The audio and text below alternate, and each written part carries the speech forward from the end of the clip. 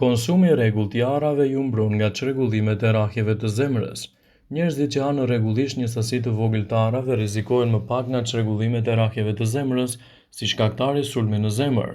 Një studim i ri thekson se ngrënia e 3 grushta me arra brenda një jave zvogëlon me 18% riskun e dridhjeve arteriale, citon Daily Mail.